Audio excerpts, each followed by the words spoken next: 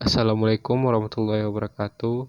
Perkenalkan, nama saya Zaid Muhammad Haikal Alidrus dari kelas TRKJ 1D. Kali ini saya ingin mempresentasikan hasil kerja kelompok kami yang berjudul OSPF. OSPF atau Open Shorter Path First adalah protokol routing yang internal berbasis jarak yang digunakan dalam jaringan IP. Protokol ini sangat populer karena kemampuannya untuk menemukan jalur terpendek yang optimal dan memberikan rute yang stabil. Konsep dasar OSPF. OSPF didasarkan pada algoritma diekstrak yang menghitung jalur terpendek berdasarkan biaya link. Biaya ini ditentukan oleh administrator jaringan yang biasanya berbanding terbalik dengan bandwidth link.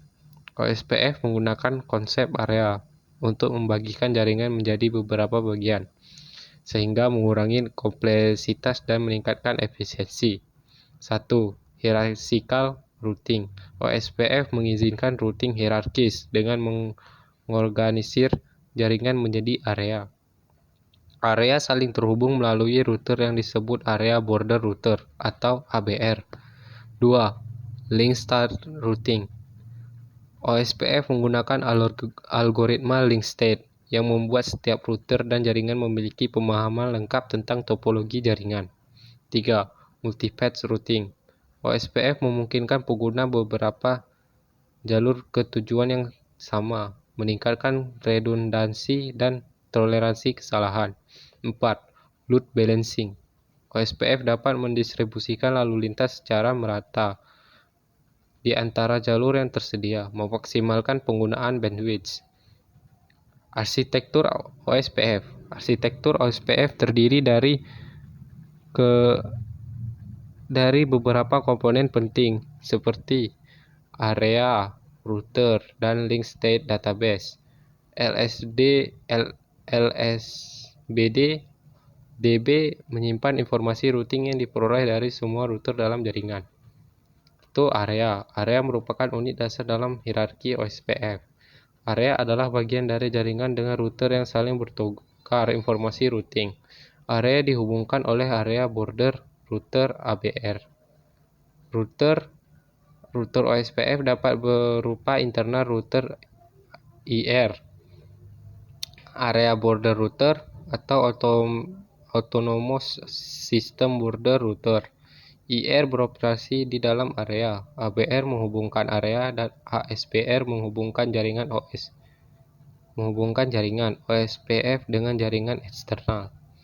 LSDB menyimpan informasi router tentang jaringan, termasuk topologi, biaya link, dan alamat router.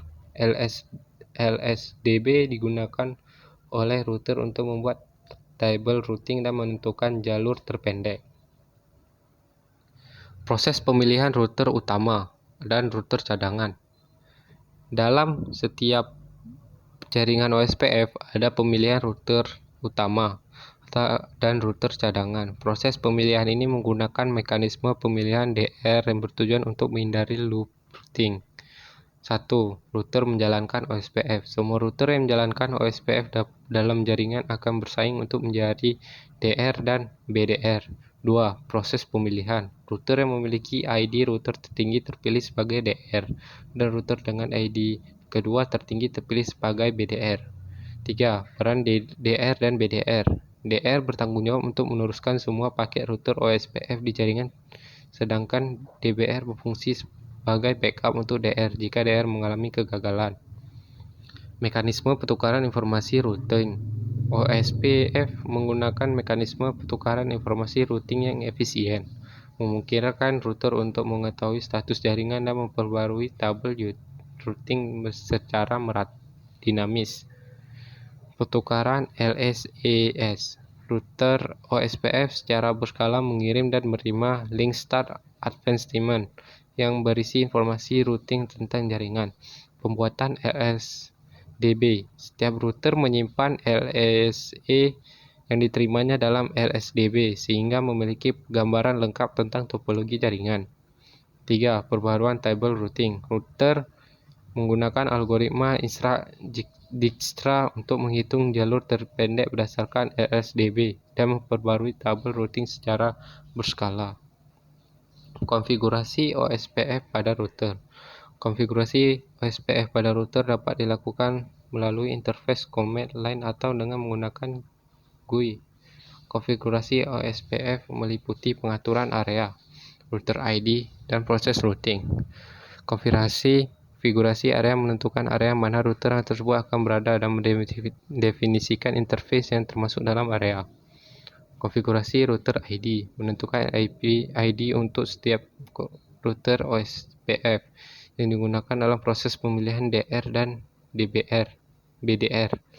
Konfigurasi routing mendefinisikan proses routing OSPF dan mencantumkan semua interface yang akan menjalankan protokol OSPF. Pengaturan area OSPF. Pengaturan area OSPF memungkinkan administrator jaringan untuk membagi jaringan menjadi beberapa bagian kecil dan mengelola routing secara lebih efisien. Konsep autentikasi dalam OSPF. OSPF mendukung mekanisme autentikasi untuk melindungi jaringan OSPF dari jaringan dan akses yang tidak sah. Autentifikasi dapat diterapkan di tingkat link atau tingkat area. Autentikasi link. Autentikasi ini diterapkan pada interface yang menjalankan OSP mengharuskan router menghubungkan untuk memiliki kata sandi yang cocok. Autentikasi area. Ini diterapkan pada tingkat area, mengharuskan router dalam area yang sama untuk memiliki kata sandi yang sama. Keuntungan autentikasi mencegah pemalsuan paket, serangan DOS, dan konfigurasi yang tidak sah dalam jaringan OSP. Troubleshooting masalah OSPF. Masalah OSPF merupakan proses yang kompleks yang melibatkan identitas dan masalah melibatkan kegagalan routing atau kinerja jaringan yang buruk. Verifikasi konfigurasi. Pastikan konfigurasi OSPF pada router sudah benar, termasuk area, router ID, dan proses routing. Pemeriksaan status routing. Verifikasi status routing dengan pemeriksaan tabel routing, LSA yang diteruskan, dan jalur yang dipilih. Analogi log. Periksa log sistem dan log OSPF untuk pesan error dan peringatan yang dapat membantu mengidentifikasi masalah. Pemantauan jaringan. Manfaatkan alat pemantauan jaringan untuk mengidentifikasi bottleneck, relay, dan masalah lainnya yang dapat mempengaruhi routing OSPF. Kesimpulan, OSPF merupakan protokol routing kuat dan fleksibel yang memberikan stabilisasi dan efisiensi dalam jaringan IP. Kemampuannya untuk menemukan jalur terpendek dan mendukung routing hierarki membuatnya menjadi pilihan populer untuk jaringan modern. Sekian dari saya, Said Muhammad Haikal. Wassalamualaikum warahmatullahi wabarakatuh.